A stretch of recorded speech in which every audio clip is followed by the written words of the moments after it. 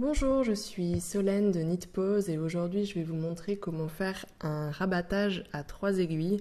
Donc c'est une technique qui s'utilise quand on a deux pièces à attacher mais qui ont des mailles qui ne sont pas encore rabattues.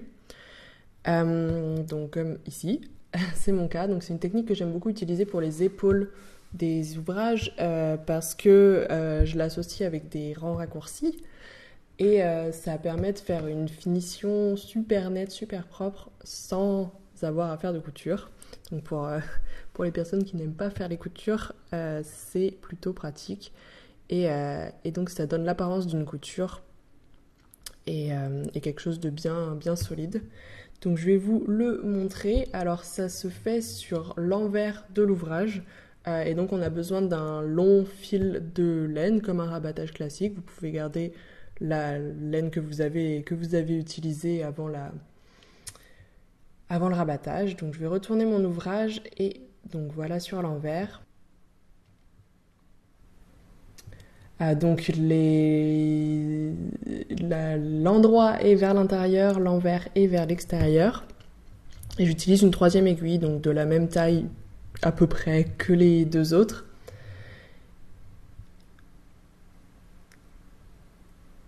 Et donc je vais aller tricoter, donc en maille endroit, la première maille de l'aiguille de devant et la première maille de l'aiguille de derrière. Donc je mets mon aiguille dans ces deux mailles et je tricote ensemble ces deux mailles. Donc les mailles de chaque aiguille. Donc je crée une seule maille à partir de ces deux mailles-là. Et donc je vais refaire la même chose ensuite. Donc j'insère mon aiguille dans la première maille de la première aiguille, la première maille de la deuxième aiguille. Je les tricote ensemble. Et ensuite je vais venir donc avec une de ces deux aiguilles rabattre la maille. Donc la première maille créée par-dessus la deuxième. Donc comme un rabattage très classique. Et donc c'est juste ça la répétition, donc on va continuer de la même manière, donc en tricotant les premières mailles à chaque fois de chacune des aiguilles ensemble et en rabattant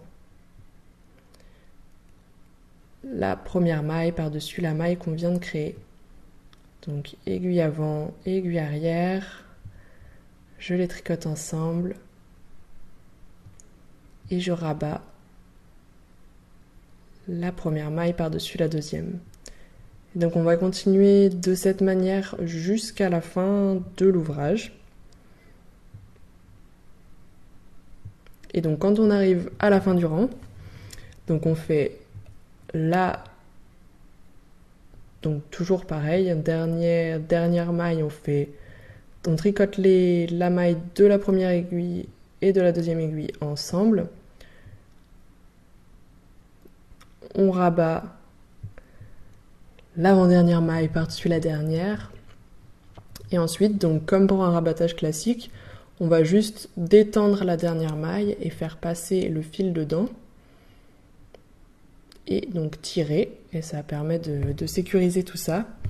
Et comme vous le voyez, ça crée vraiment l'apparence d'une très très jolie couture. Et donc sur l'endroit, voilà, en fait, ça remplace parfaitement le point de matelas, qu'on appelle aussi couture invisible, sans avoir à faire de couture. Même si c'est pas tout à fait une couture invisible, parce que ça donne quand même l'apparence d'une couture et ça donne la solidité surtout d'une couture. C'est pour ça que j'aime bien ça sur les épaules. Et donc voilà, j'espère que ce tuto vous a plu. Si c'est le cas, aimez, partagez la vidéo et je vous dis à bientôt pour la prochaine.